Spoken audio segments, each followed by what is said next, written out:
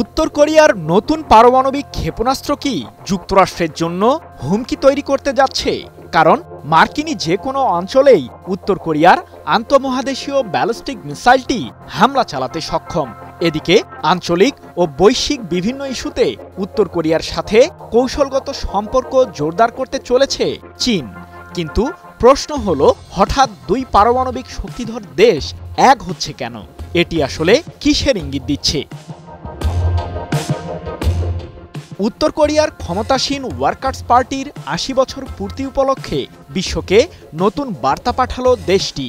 Russia ও চীন সহ বিশ্বের বিভিন্ন দেশের কূটনীতিকদের উপস্থিতিতেই হওয়াসং-20 মডেলের আন্তঃমহাদেশীয় ব্যালিস্টিক মিসাইল বা আইসিবিএম এর প্রদর্শনী দেখালো উত্তর কোরিয়া।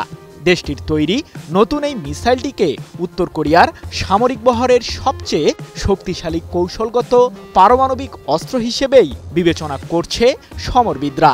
১১ অক্টোবর এক প্রতিবেদনে বিষয়টি নিশ্চিত করেছে ব্রিটিশ বার্তা সংস্থা রয়টার্স।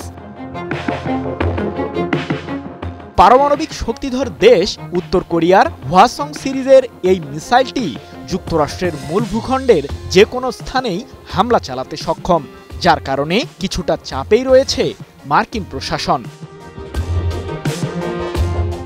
এদিকে উত্তর কোরিয়ার নেতা কিম জং উনের সাথে সম্পর্ক আরও জোরদার করার প্রতি মনোযোগ দিয়েছে চীন। এ প্রসঙ্গে কিম জং উনকে চিঠিও পাঠিয়েছেন চীনের প্রেসিডেন্ট শি জিনপিং। পৃথক এক প্রতিবেদনে বিষয়টি নিশ্চিত করেছে বার্তা সংস্থা রয়টার্স।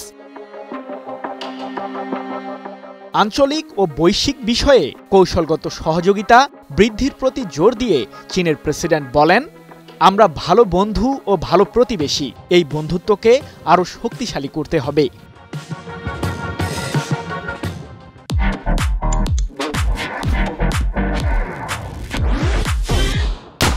চলতি বছরের সেপ্টেম্বরেই চীনের বৃহৎ সামরিক কুচকাওয়াজে অংশ নিয়েছিলেন উত্তর কোরিয়ার নেতা কিম জং উন।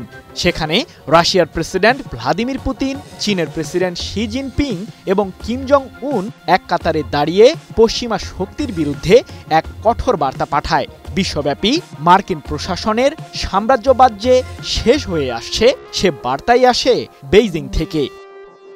সৃজন মাহমুদ, নিউজ 24।